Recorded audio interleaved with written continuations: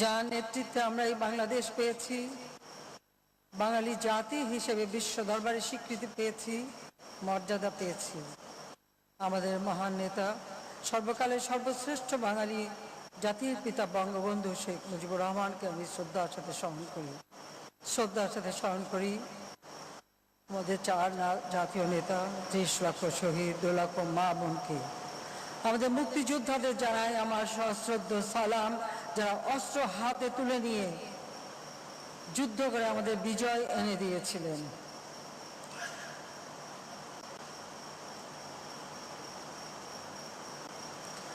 অত্যন্ত বেদনার সাথে আমি স্মরণ করি 15ই আগস্ট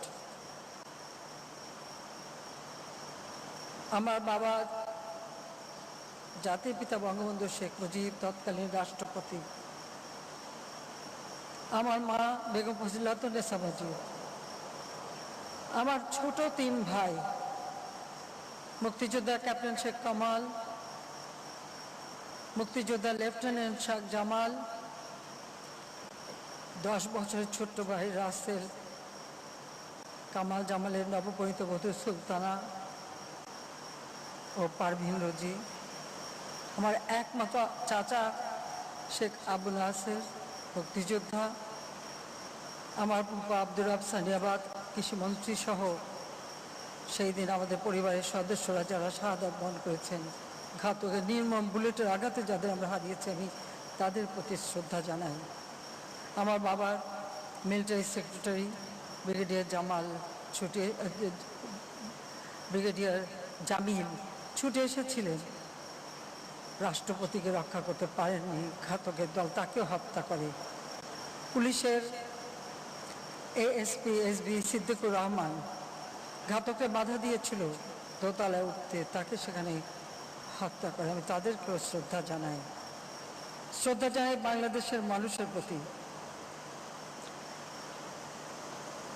যারা এই অন্যায়কে প্রতিবাদ জানিয়েছিল, আর এই প্রতিবাদ করতে যে যারা জীবন দিয়েছিল তাদেরকে আমি আজকের দিনে স্মরণ করি।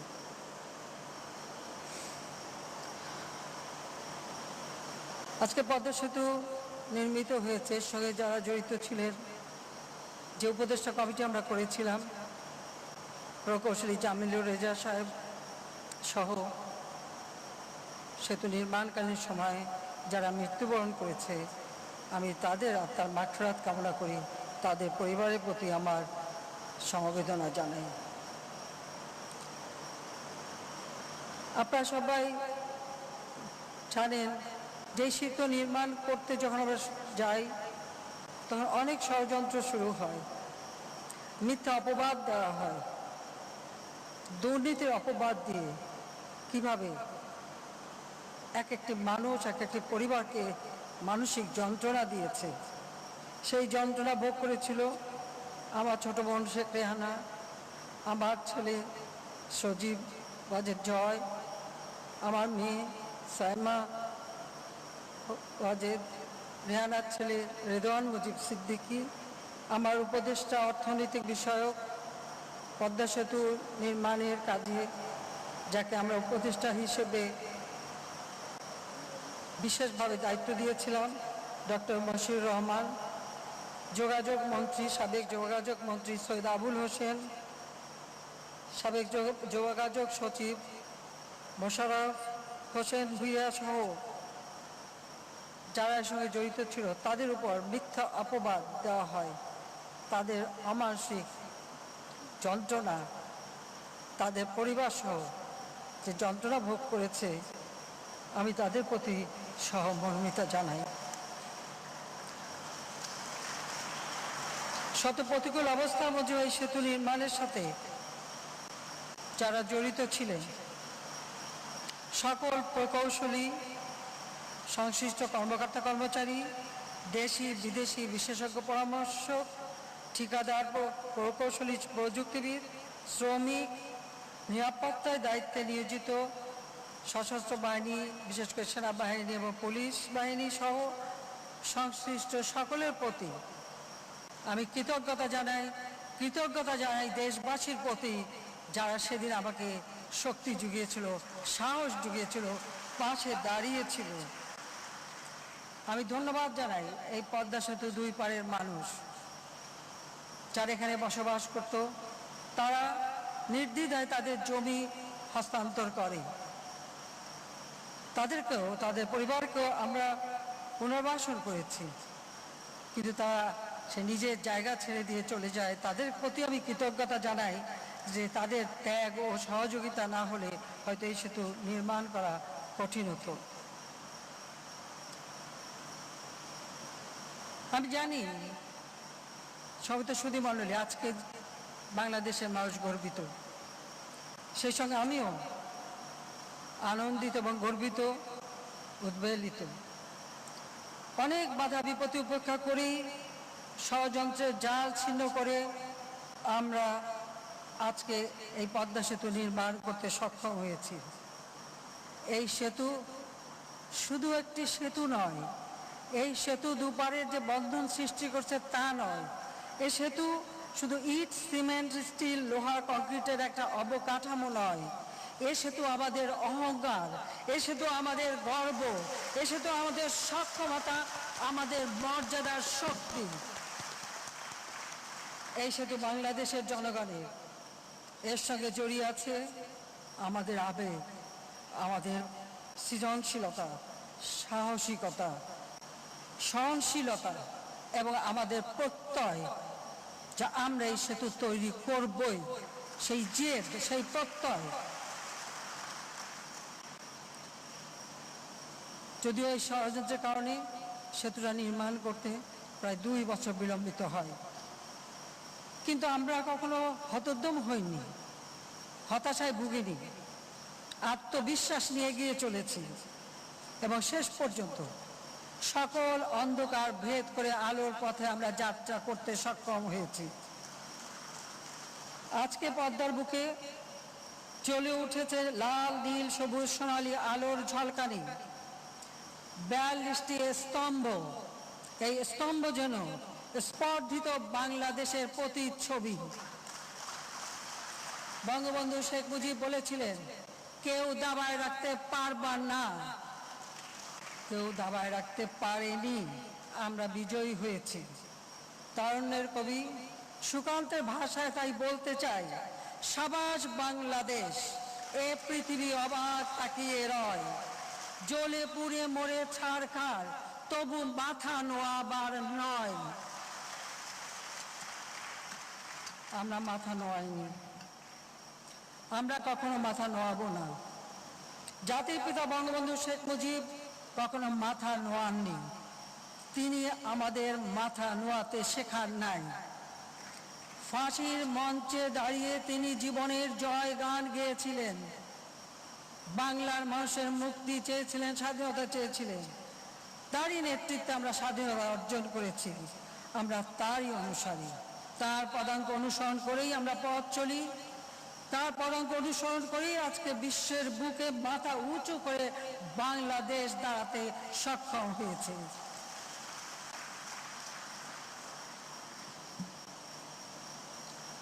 আমাদের স্বাধীনতা, বাংলাদেশ একটি প্রদেশ, শোষিত বঞ্চিত মানুষ, ক্ষুধা, দারিদ্র, নিপীড়ন, শোষণ, বঞ্চনা সবসময় যাদের নিত্য সঙ্গী, সেই মানুষের ভাগ্য পরিবর্তনের জন্য 23 বছর সংগ্রাম, 9 মাসের যুদ্ধে বিজয়ের মধ্য দিয়েই এই বাংলাদেশের সৃষ্টি।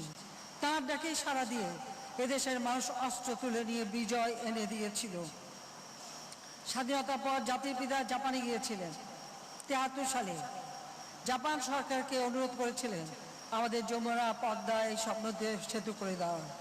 যমুনা নদীর উপর সেতু নির্মাণের জন্য যে পদক্ষেপ তিনি নিয়েছিলেন, জাপান সরকার ফিজিবিলিটি স্টাডি করে এবং সেই সেতু নির্মাণের উদ্যোগ নেয়। দুর্ভাগ্যের বিষয়, 1975 সালে 15 আগস্ট জাতির পিতাকে হত্যা করে অবৈধভাবে যে মিলিটারি ডিক্টেটর ক্ষমতা আসে, সে সেই সেতুর কাজ বন্ধ করে দেয়। যাও, আমাদের সৌভাগ্য, আমরা 96 সালে প্রায় 21 বছর পর, 75 পর যখন সরকার গঠন করি, তখন আমরা সেই যমুনা বঙ্গবন্ধু সেতু নির্মাণ করি এবং আমি 98 সালের 23শে জুন সেই সেতু উদ্বোধন করেছিলাম। আলহামদুলিল্লাহ যে সেটা আমরা করতে পেরেছিলাম। এবং সেই সেতুতে রেল গ্যাস এবং বিদ্যুৎ লাইন সংযোজন করেই আমরা সেতুটা নির্মাণ করি। 97 সালে আমি জাপান সফরে যাই। জাপানের প্রাইম মিনিস্টারকে আমি বলেছিলাম যে আমার বাবা সেতু চেয়েছিলেন, আপনারা যমুনা সেতু আমাদের করে দিয়েছিলেন। আজকে আমি রূপসা, অর্থাৎ সেটা হচ্ছে আপনার খুলনা বাগেরহাটের সাথে সংযোগ ভৈরব নদীর উপর, এবং পদ্মা সেতু নির্মাণ করতে চাই। কিন্তু আমি জানি পদ্মা একটি অত্যন্ত খরস্রোতা একটি নদী, কাজে সেই নদীতে সেতু করা যথেষ্ট কঠিন। জাপান তার ফিজিবিলিটি স্টাডি শুরু করে এবং রূপসা সেতু আমাদের নির্মাণ করে দেয়। এই খরস্রোতা বিশাল পদ্মা নদী যে ফিজিবিলিটি স্টাডি হয় 2001 সালে, সেই রিপোর্টটা আমাদের দেয় এবং তারই ভিত্তিতে আমরা প্রথম 4 জুলাই বাওয়া প্রান্তে আমরা আমাদের পদ্মা সেতুর ভিত্তিপ্রস্তর স্থাপন করি। 2001-এ যদিও আমরা ক্ষমতায় আসতে পারিনি, ক্ষমতায় আসে বিএনপি জামাত জোট, এই সেতু নির্মাণের কাজ বন্ধ করে দিয়ে জাপানকে আবার ফিজিবিলিটি স্টাডি করতে বলে, অর্থাৎ আবার সমীক্ষা করতে বলে মানিকগঞ্জের আরিচা থেকে দৌলতদিয়া পর্যন্ত।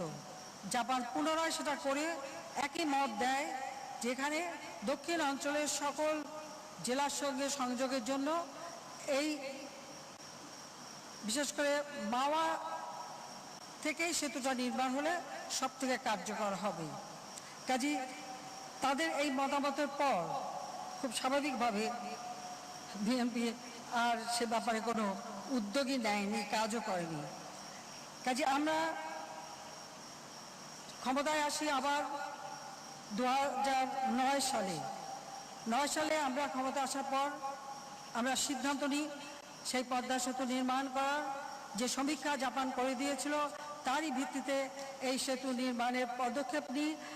সরকার গঠন করার মাত্র 22 দিনের মধ্যে আমরা এর নকশা তৈরি করবার জন্য আন্তর্জাতিক পরামর্শক নিয়োগ দেই এবং অনেক আলোচনা পরে যখন এই সেতু নির্মাণের উদ্যোগ হচ্ছে, আর্থিক কীভাবে অর্থ সংগ্রহ হবে তার উদ্যোগ চলছে, তখন ওয়ার্ল্ড ব্যাংক ও এগিয়ে আসে, অন্যান্য সংস্থার সাথে বিশ্ব ব্যাংক এই প্রকল্পে টাকা দিতে রাজি হয়। কিন্তু আমাদের দুর্ভাগ্য যে একটা পর্যায়ে এটা আমাদের জন্য অত্যন্ত লজ্জার যে আমাদের দেশের কোনো এক স্বনামধন্য ব্যক্তি, তিনি একটি ব্যাংকের এমডি ছিলেন। যেহেতু তার বয়স এমডি পদে আইনগতভাবে থাকতে পারেন 60 বছর বয়স পর্যন্ত, তিনি 70 বছর বয়স হয়ে গেছে, তখন এমডি পদে বহাল। বাংলাদেশ ব্যাংক তাকে বলেছিল যে আপনি তো এভাবে থাকতে পারেন না, কারণ আইনও সংশোধন হয় নাই। এবং তাকে তখন ওই ব্যাংকের মানে উপদেষ্টা করবার জন্য উপদেষ্টা মানে অ্যাডভাইজার এমিরেটাস হিসেবে মর্যাদা দেওয়ার প্রস্তাব দেওয়া হয়, কিন্তু তিনি খেপে যান। সরকারের বিরুদ্ধে, বাংলাদেশ ব্যাংকের গভর্নরের বিরুদ্ধে, আমাদের অর্থমন্ত্রীর বিরুদ্ধে, সবার বিরুদ্ধে 2টি মামলা করেন, সে মামলা হেরে যান। এরপরে আমরা দেখলাম ওয়ার্ল্ড ব্যাংক আমাদের অর্থ বন্ধ করে দিল দুর্নীতির অভিযোগ এনে। যখন আমি এটা চ্যালেঞ্জ দিলাম যে অভিযোগ আমাকে দেখাতে হবে কি, যা হোক আমরা থেমে যাইনি, কারণ পদ্মা সেতু বানানো নিয়ে কোনো দুর্নীতি এটা আমরা করতে পারি না, করব না। কাজী অনেক পানি ঘোলা, অনেক ষড়যন্ত্র, অনেক কিছু মোকাবেলা করলাম এবং এর সাথে যুক্ত হলো আমাদের অনেক বাংলাদেশের স্বনামধন্য অর্থনীতিবিদ থেকে শুরু করে অনেক জ্ঞানী গুণী, তাদেরও নানা রকম মতামত এবং এমন একটা অবস্থা সৃষ্টি যে সত্যি বুঝি দুর্নীতি, যেখানে কোনো টাকা পয়সাই ছাড় হয়নি। যা ওয়ার্ল্ড ব্যাংক মামলা করলো, কিন্তু কানাডা আদালত যখন রায় দিল যে ওয়ার্ল্ড ব্যাংকের যত অভিযোগ সব ভুয়া, মিথ্যা, কোনো দুর্নীতি এখানে হয় নাই, তারপর অবশ্য তারা থেমে যান। যা হোক, আমি এইটুকুই বলবো যে বাংলাদেশ আমাদের দেশ, এদেশ আমার বাবা স্বাধীন করে দিয়ে গেছে। এদেশের মানুষের ভাগ্য পরিবর্তন করা, কল্যাণ করা, এটাকে আমরা দায়িত্ব হিসেবে নিয়েছি। কাজেই যতই অপবাদ দেওয়ার চেষ্টা করুক, এবং সেই সাথে আমার রেহানার আমাদের ছেলেমেয়েদের উপরেও কম ধকল যায়নি, সে বিষয়ে এখন আজকে দিয়ে বলতে চাই না।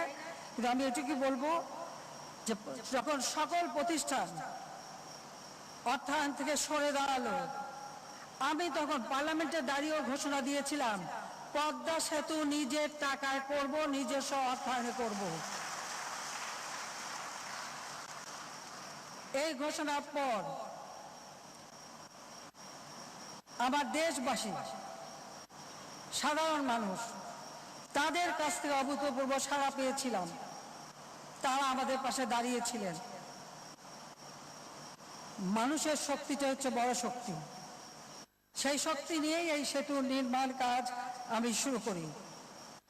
আজকে আমি ধন্যবাদ জানাই যে উপদেষ্টা কমিটি করেছিলাম জামিলুর রেজা সাহেবের নেতৃত্বে, তারাও পিছু হটেননি, তারাও বিশ্বাস রেখেছিলেন। সেই সাথে সাথে বিভিন্ন আন্তর্জাতিক সংস্থা যারা আমাদের এখানে কাজ করেছেন, তারাও তখন এগিয়ে এসেছিলেন এবং তারাও বিশ্বাস করেছিলেন যে হ্যাঁ আমরা পারি, আমরা করতে পারবো, এবং আমরা তা করেছি। অনেকের মতামত ছিল এই নিজস্ব অর্থায়ন আবার কিভাবে করব।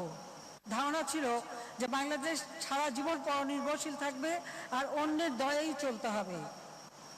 জাতির পিতা আমাদের শিখিয়েছেন আত্মমর্যাদা নিয়ে বাঁচতে। বাংলাদেশকে আমরা আত্মমর্যাদাশীল রাষ্ট্র হিসেবেই গড়ে তুলতে চাই, আর সেই লক্ষ্য সামনে নিয়েই এই সিদ্ধান্ত নিয়ে আমরা এগিয়ে চলেছি।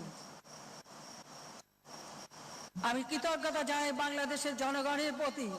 সেই দিন তারা আমার পাশে শুধু দাঁড়ান নাই, অনেকে অর্থ পর্যন্ত দিয়েছিলেন, যার যতটুকু পেয়েছিলেন। আমি বলেছিলাম আমরা নিজেরা বাজেট থেকে করতে পারবো, ওটাও তো জনগণেরই টাকা, এবং আল্লাহর রহমতে আমরা সেটাই করেছি। আমি জানি না যারা তখন এই কথাগুলি বলেছিলেন যেটা হবে না, নিজস্ব অর্থায়নে সম্ভব নয়, এটা একটা স্বপ্ন মাত্র, কিন্তু এটা কখনই বাস্তব হওয়া সম্ভব না, ইত্যাদি ইত্যাদি। যা হোক, আমার কারো বিরুদ্ধে কোনো অভিযোগ নেই, কারো বিরুদ্ধে কোনো অনুযোগ নাই। তাদের হয়তো চিন্তার দন্যতা আছে, আত্মবিশ্বাসের দন্যতা আছে, সেটাই আমি মনে করি। কিন্তু আজকে থেকে আমি মনে করি তাদেরও আত্মবিশ্বাস বাড়বে যে না, বাংলাদেশ পারে। এখানে একটি কথা আপনাদের স্মরণ করতে চাই, স্বাধীনতার পর কিছু বিদেশি এক সাংবাদিক জিজ্ঞেস করেছিলেন বাংলাদেশের তো কোনো সম্পদ নাই, আপনি কি দিয়ে এই দেশ গড়বেন? জাতির পিতা বঙ্গবন্ধু শেখ মুজিব বলেছিলেন আমার মাটি আছে, মানুষ আছে, এই মাটি মানুষ দিয়ে এই দেশ গড়ব। আজকের পদ্মা সেতু কিন্তু সেই মানুষের সহযোগিতায় করতে পেরেছি। আমাদের অর্থনীতি স্থবির হয়নি, সচল আছে, অনেক প্রকল্প আমরা নিয়েছি। কাজে আজকে আলহামদুলিল্লাহ পদ্মা সেতু নির্মিত হয়েছে। বাংলাদেশের অর্থনীতি ধসে পড়ে নাই, বরং বাংলাদেশের অর্থনীতি করোনা মোকাবেলা করেছে, ইউক্রেন রাশিয়ার যুদ্ধ মোকাবেলা করেও বাংলাদেশের অর্থনীতি এখনো গতিশীল। সমগ্র বিশ্বের কাছে আজ বাংলাদেশ প্রমাণ করেছে যে বাংলাদেশ জাতির পিতার স্বপ্নের বাংলাদেশ, আত্মমর্যাদাশীল বাংলাদেশ, আত্মবিশ্বাসী বাংলাদেশ। কারণ বাংলাদেশের জনগণই হচ্ছে আমার সাহসের ঠিকানা। তাই বাংলাদেশের জনগণকে আমি স্যালুট জানাই।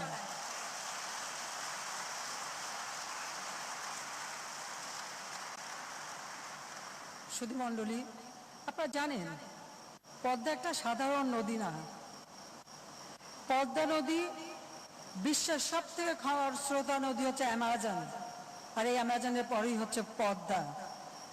আর এই স্রোতস্বিনী পদ্মা, যে পদ্মা আনপ্রেডিক্টেবল, অননুমেয়, এর গতি, স্রোত কখন কিভাবে, এটা খুবই ধারণা করা কষ্টকর।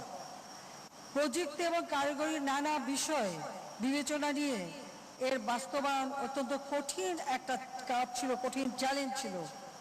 কিন্তু সেই চ্যালেঞ্জ মোকাবেলা করেই আমাদের প্রকৌশলী কর্মীরা সকলে মিলে এবং বিদেশি পরামর্শক সকলে মিলেই এই সেতু আমরা নির্মাণ কাজ সম্পন্ন করেছি।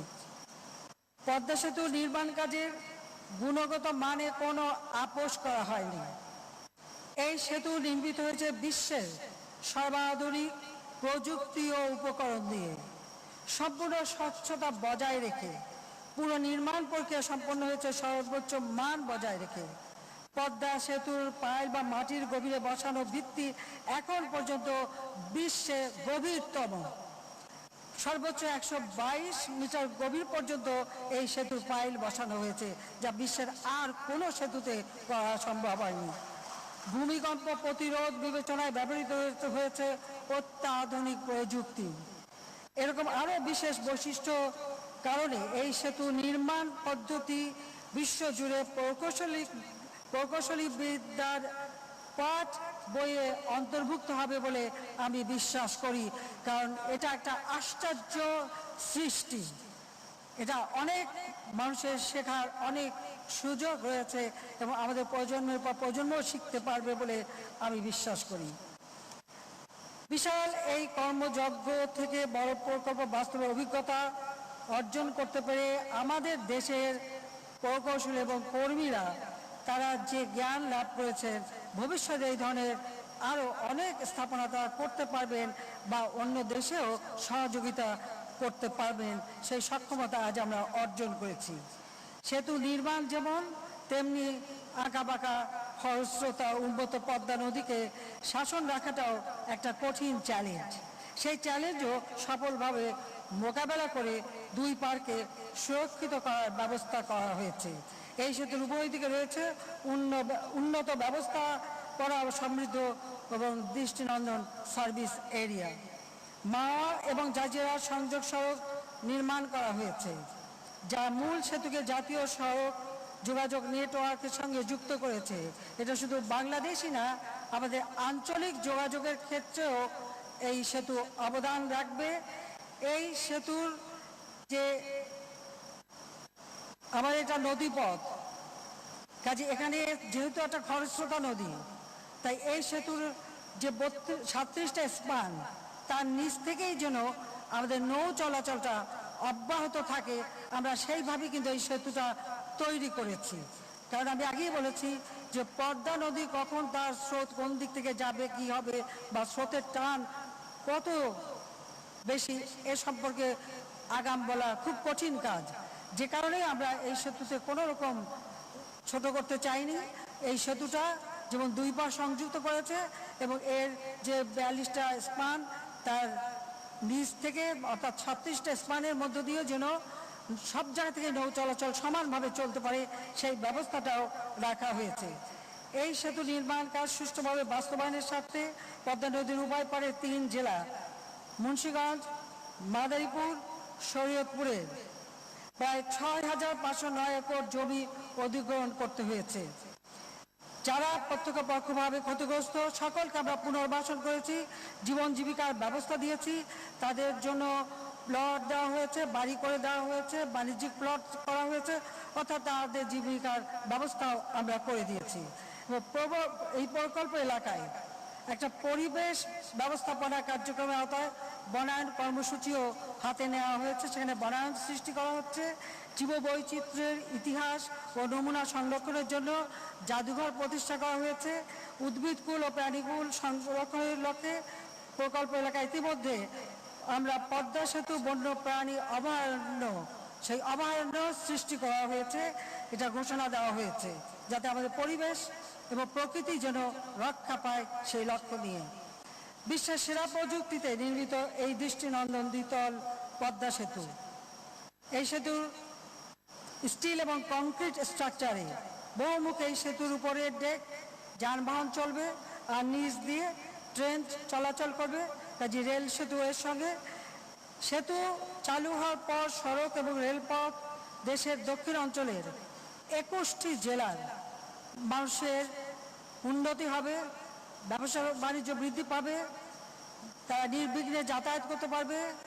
এই খরস্রোতা পদ্মা পাড়ি দেওয়ার ঝুঁকি নিতে হবে না, রাজধানীর সঙ্গে সরাসরি যোগাযোগ স্থাপন করতে পারবে। কাজে সেদিক থেকে আমাদের দেশের মানুষের যারা সবসময় অবহেলিত, অর্থাৎ আমরা পদ্মার ওপারে মানুষ চিরদিনই অবহেলিতই ছিলাম, আর অবহেলিত থাকবে না, আবার তাদের সমানভাবে উন্নত হবে। আমরা আশা করি, যদিও এটা হিসেবে বলা হয়েছে 1.23% আমাদের জিডিপি বাড়বে, কিন্তু আমি বিশ্বাস করি এটা আরও বেশি হবে। আর তাছাড়া প্রতি বছর এই অঞ্চলে যে দারিদ্র্য, সে দারিদ্র্যের হারও হ্রাস পাবে। নতুন অর্থনৈতিক অঞ্চল আমরা গড়ে তুলব, হাইটেক পার্ক আমরা গড়ে তুলব, দেশি বিদেশি বিনিয়োগ আকৃষ্ট হবে, দেশের শিল্পায়নের গতি আরও ত্বরান্বিত হবে এবং আঞ্চলিক বাণিজ্যে বিশেষ ভূমিকা এই সেতু রাখবে। ইতিমধ্যে তার সেই লক্ষ্য নিয়ে এই অঞ্চলে, দক্ষিণ অঞ্চলে বিদ্যুৎ কেন্দ্র থেকে শুরু করে আমরা যা যা প্রয়োজন সেগুলি কিন্তু করেছি।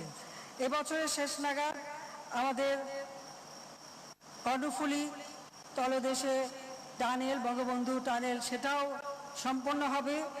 মেট্রো রেল, সেটাও একটা অংশ সম্পন্ন হবে। আর 2023 সালে প্রথমার্ধে রূপপুর পারমাণবিক বিদ্যুৎ কেন্দ্র, সেটাও উৎপাদন শুরু হবে। ঢাকা এলিভেটেড এক্সপ্রেসওয়ের কাজও দ্রুত এগিয়ে যাচ্ছে, প্রায় এটাও 2023 বা 24 মধ্যে শেষ হবে। তাছাড়া পায়রা যে বিদ্যুৎ কেন্দ্র, সেখানে ইতিমধ্যেই বিদ্যুৎ উৎপাদন শুরু হয়েছে, সেখানে আরও বিদ্যুৎ উৎপাদনের সুযোগ রয়েছে। কাজে সার্বিক দিক থেকে আমাদের অর্থনীতি আরও গতিশীল হবে, দেশের মানুষ উন্নত জীবন পাবে। আমি আবারও দেশবাসীর প্রতি কৃতজ্ঞতা জানাই, যারা আমাকে বারবার সাহস দিয়েছেন। আমি বাবা, মা, ভাই সব হারিয়ে এদেশের মানুষের উপর ভরসা রেখেই 75 পর যখন 6 বছর রিফিউজি হিসেবে বিদেশে থাকতে হয়েছিল, বাংলাদেশ আওয়ামী লীগ আমাকে সভাপতি নির্বাচিত করেছিল বলেই আমি দেশে ফিরে এসেছিলাম, আসতে পেরেছিলাম। তখন অনেক বাধা ছিল, কিন্তু এসেছিলাম একটি লক্ষ্যই সামনে নিয়ে। এই বাংলাদেশ, যে বাংলাদেশ আমার বাবা স্বাধীন করে গেছেন, এই বাংলাদেশ এভাবে অবহেলিত থাকতে পারে না। এই বাংলাদেশকে আমাকে কিছু করতে হবে এবং এই যে সাহস আমি পেয়েছি, এদেশের বাংলাদেশের জনগণ যেমন সাহস দিয়েছে, আর সবসময় আমি এটা অনুভব করি যে আমার মা, আমার বাবা সবসময় তাদের দোয়া আমার উপর রেখেছে, তাদের আশীর্বাদের হাত আমার মাথায় আছে। তাহলে আমার মতো একটা সাধারণ মানুষ, যে অতি সাধারণ বাঙালি মেয়ে, এত কাজ করতে আমি পারতাম না যদি আমার বাবা মায়ের দোয়া, আশীর্বাদের হাত আমার উপর না থাকতো। আমি তাদের কথা আজকে স্মরণ। আমি আশা করি এই সেতুর কাজ বন্ধ করতে যারা নানাভাবে ষড়যন্ত্র করেছে বা বাধা দিয়েছে, তাদের শুভবুদ্ধির উদয় হবে, তাদের হৃদয়ের দেশপ্রেম জাগ্রত হবে, দেশের মানুষের প্রতি তারা আরও দায়িত্ববান হবে। আজকে বাংলাদেশ, আমাদের মাথাপিছু আয় $2,594 মার্কিন। আজকের বাংলাদেশ উন্নয়নশীল দেশের মর্যাদা পেয়েছে। আমরা প্রতি ঘরে ঘরে বিদ্যুৎ দিতে সক্ষম হয়েছি। আজকে ডিজিটাল বাংলাদেশ গড়ে তুলেছি। প্রত্যন্ত অঞ্চল পর্যন্ত আমরা ব্রডব্যান্ড পৌঁছে দিয়েছি। বঙ্গবন্ধু স্যাটেলাইট 1 উৎক্ষেপণ করে আমরা ডিজিটাল বাংলাদেশের সুফল বাংলাদেশের মানুষের ঘরে পৌঁছে দিতে সক্ষম হয়েছি। বাংলাদেশ উন্নয়নশীল দেশ হিসেবে মর্যাদা পেয়েছে, আমরা সেইভাবেই এগিয়ে যাব। জাতিসংঘ ঘোষিত এসডিজি 2030-এর মধ্যেই আমরা বাস্তবায়ন করতে সক্ষম হব। বাংলাদেশ 2021 আর 2020 জাতির পিতার জন্মশতবার্ষিকী উদযাপন করেছি। 2021 বাংলাদেশের স্বাধীনতার সুবর্ণ জয়ন্তী উদযাপন করেছি। আর এই সময় আমরা স্বীকৃতি পেয়েছি উন্নয়নশীল দেশের মর্যাদা, যেটা কার্যকর হবে 2026 সালে। বাংলাদেশ এগিয়ে যাচ্ছে, বাংলাদেশ এগিয়ে যাবে। 2041 সালের মধ্যে ইনশাআল্লাহ বাংলাদেশ উন্নত দেশ হিসেবে স্বীকৃতি পাবে, মর্যাদা পাবে। 2100 সালের ডেল্টা প্ল্যান এই বদ্বীপটাকে প্রজন্মের পর প্রজন্মকে সুন্দর জীবন দেবে, সেই পরিকল্পনা দিয়েও আমরা তা বাস্তবায়ন শুরু করেছি। আসুন পদ্মা সেতুর উদ্বোধনের এই ঐতিহাসিক দিনে যে যার অবস্থান থেকে দেশ ও দেশের মানুষের কল্যাণে আমরা শপথ গ্রহণ করি, যে দেশের মানুষের ভাগ্য পরিবর্তন করে উন্নত সমৃদ্ধ সোনার বাংলা আমরা গড়ে তুলব, জাতির পিতার স্বপ্ন আমরা গড়ে তুলব। বাঙালি জাতি বীরের জাতি, বাঙালির ইতিহাসের বাঁকে বাঁকে রঞ্জিত হয়েছে অনেক ত্যাগ তিতিক্ষা, অনেক রক্তধারা। বারবার আঘাত এসেছে, বাঙালি ঘুরে দাঁড়িয়েছে, উঠে দাঁড়িয়েছে, কিন্তু বাঙালি আবার এই আঘাতের পরেও সদর্পে মাথা উঁচু করে দাঁড়িয়েছে। যতবারই হত্যা করো জন্মাবো আবার, দারুণ সূর্য হব, লিখব নতুন ইতিহাস। জয় বাংলা, জয় বঙ্গবন্ধু, বাংলাদেশ চিরজীবী হোক।